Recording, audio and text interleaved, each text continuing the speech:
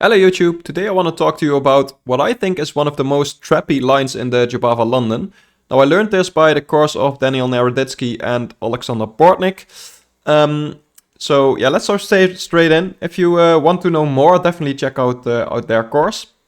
But of course it's a Jobava London line, so we start d4. And this is a specific line which only can happen when they start d5, because they are delaying their knight f6 move. We're gonna go knight c3, and here they're gonna go bishop f5. Now, technically, you could say this is not the Jobava London, but it is part of the course, and I think as a Jobava London player, this is something you need to know, because of course you can go bishop f4, transposing in some Jobava London lines, and that's fine. But what they recommend here is the move f3. And actually, Alex Banzea recommends this as well. But after this, the lines differ a bit. And the idea is, well, basically we can attack with our pawns, right? Now, there's basically two things black can do here. I mean, he can do a lot. He can play moves like knight c6, but they're just not that good. So what we're going to focus on is, first of all, e6, which is not the most trappy line, but actually to show you that, and you can see by the evaluation already a little bit, this is actually quite good for us. And the simple reason is we can just grab the full center here. And we have two pawns in the center. We're also attacking the bishop, so they need to deal with that. So one of the lines is they can take. We just take back, still have the full center. Queen is defending this, knight is defending this, so everything's defended. They usually need to move back. And here we can just develop our knight. And they can pin this knight, trying to go for this pawn. We just defend with the bishop. We don't care about this, so if ever they take, we just take back. And this is, you can see by the engine evaluation, actually very good for us.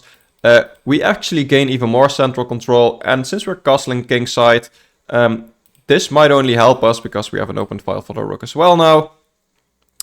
So we're just really good here. Meanwhile, black is behind in development. So we're never really scared if they take the knight.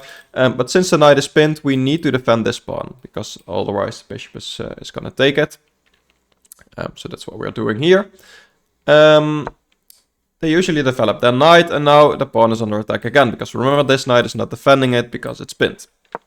So we're going to pin their knight, so if ever they try something here, we're going to win their queen, so that's not something they can do. They attack our bishop, and we can just take the knight here, which is actually a funny idea. And you might think, okay, we're giving up the bishop pair. But yeah, you can see this is already +1. Really good for us, as you can see. We just castle here. We have some nice discoveries. We still have the central control.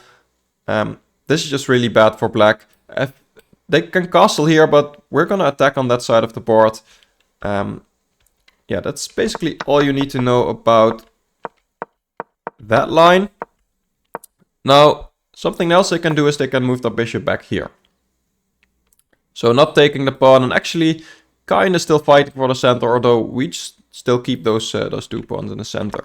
And here we're just gonna try and attack the bishop. So now, right now we're threatening to trap it. So if he is careless, we're just trapping the bishop. He has nowhere to go, we're winning a piece.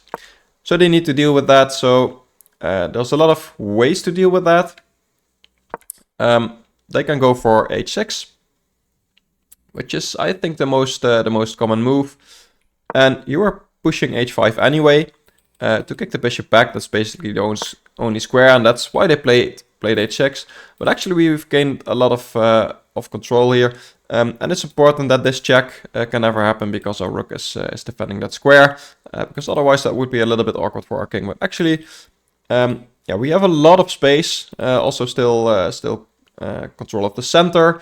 If they ever want to castle kingside, that's dangerous because our pawns are already attacking there. If they want to castle queenside, it's going to take them some time to develop, and these pieces are tough to develop as well. So this is quite good for us. Here we can take, for example, opening up lines against the king. And we're just going to develop the bishop. They usually trade. And yeah, they can do two things as well.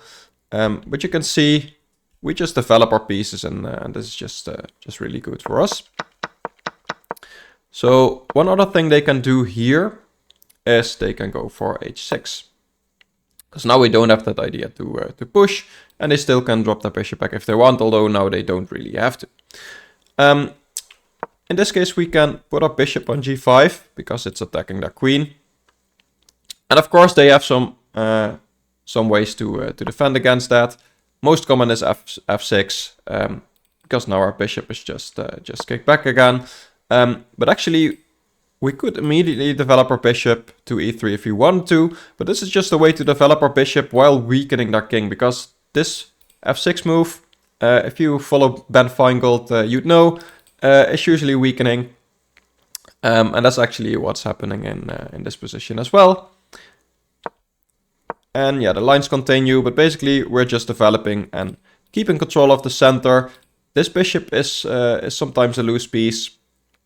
We can castle queenside for an interesting game. Sometimes rook lifts happen. This knight has a nice square here, which also puts some pressure there. So yeah, really nice play from here. But now I want to go all the way back because, of course, I talked about some trappy lines. And those happen after knight f6 in this position, which is, I think, even more common than e6. And yeah, here if we go for this, then we're just losing a pawn, right? So that's not something we can do. But another idea is to go for g4, attacking the bishop. Now the bishop only has one square, so only one thing really to consider, bishop g6. And we're gonna push and attack the knight. And that's different to what Alex Banzea recommends. I think he goes for h4, combined with e3 and bishop d3. But this is actually a really nice idea. Now here, there's a couple things they can do. Of course, the knight is under attack, so they need to deal with that. Moving back is actually a move you see pretty often. But yeah, they've just developed and undeveloped our knight. We're ahead in development. Again, we can go for e4. Usually starting with attacking the bishop is a good idea, but we just gain control over the center. They have wasted 2 moves moving the knight, so this is already really good for us. So usually they think, okay, I want to remain active with my knight. I guess I can go back here, but again, that's not really that active. Knight doesn't really have some prospects, only one square really. It's also blocking this knight, so that has to go there. That's awkward. So what they usually do is go knight h5. Which is the best move, but it's still really tricky. And here we're going to go e4. And you might think the idea here is, and that's one of the ideas of course, is to again win control over the center. Which is a theme in all these lines basically. But the fun part happens when they take. And instead of taking back, we're going to push f4. So this is a pawn sacrifice, but a really nasty one. Because we have a threat here. And basically we're threatening to win this knight, or this bishop, I guess. So again, if they are careless, let's say they develop a knight. Well, this actually attacks this pawn, so if they're really careless, let's just make a random move. I'll come back to that. Actually, there are 2 threats we could say they have fallen for, and you can see already this is completely winning for white. One of the ideas is, which is not the best move, but you can play it, f5. Basically, we are attacking the bishop, and if the bishop takes the pawn, we can win the knight. So if the bishop takes here, we can win the knight. If the bishop doesn't take, then we can just take the bishop. So that wins a piece already. But even better is just to go bishop e2. Basically doing the same thing. We're just attacking the knight, and the knight has nowhere to go. It can take a pawn, but we can take back, and we've won a knight for a pawn. That square is covered, that square is covered. So basically, we're just winning that knight. So, after we push, they... well, the prep actually has a lot of moves. So e6 is another move. I don't think we need to go into that. c5 is a move, but you can see all these lines are completely winning for white. I don't know why that's all in my prep. h6 is a bit interesting. It gives the bishop some squares, so if you go for this plan, then Well, still you're winning a piece. It doesn't really matter. You can already see it's still winning. Knight c6 I just showed you. Oh, by the way, there's a thing. He is attacking this pawn. So if you go for this, I think this gets interesting. Yeah, actually this is now winning for black. Because he can take here with the knight. He doesn't care about this. Let's see why that is. Again, I need to remember.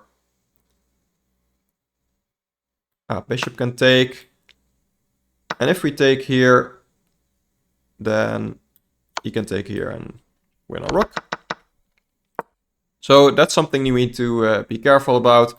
What you need to remember is you can just push d5 first. Make the knight move. Never make this move possible because the queen is now not defending the square anymore because the pawn is here. And then we can go for the same plan. So that's with the knight there. And then I believe I don't have the best move in my prep here. Oh yeah, I do. So e5 is the only move they can play here, which is a move, in my opinion, I've actually never seen it here, but it's the only move to stay in the game for black. Which basically just gives up a pawn. And because we've given up a pawn, that's actually okay for black, but this is the only move to stay in the game. So we should take, just to show you, you might think traps like this still work.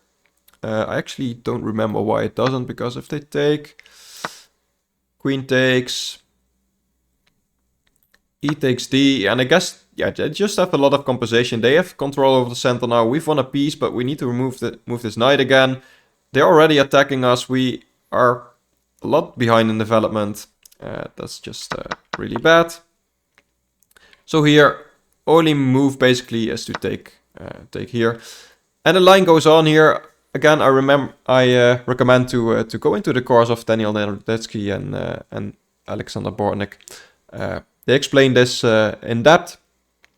But like I said, I have never seen this move, so that would not be the thing I would study most. But remember to take here and go from there. And of course you still have these threats against the knight, so they still need to be careful. But it's a little better for them to play. So yeah, I think that's all about f3, especially against this bishop. You remember if we went into this line, here I just recommend e3. Although Alex Banzea actually goes for f3 in this variation as well, but that changes things completely. So not something for this video, but yeah, remember f3 in this position when they develop the bishop immediately and delay the knight move is actually really good. And the difference is that after they move the knight here with the position I just showed, is that our bishop isn't there yet. And we actually are ahead with the pawn storm in comparison to the other variation, and that's why this is so strong. So if you go back to the variation where they start with the knight, if we were to go for f3 right now, we've wasted a move with this, and now it's their turn. So in the other variation, our bishop was back here, and it was our turn, and we could go for c4. But now it's their turn. They have a move to do something, and that changes things completely. And that's why in this position, I recommend e3. So yeah, that's all. Let me know what you think about this. Definitely check out Daniel Naroditsky's course with Olexandr Bortnyk. Of course, I've mentioned this a lot now. I'll put it in the description as well. Yeah, like, subscribe if you want more of this. Maybe become a member, and I'll see you next time. Thank you for watching. Bye-bye.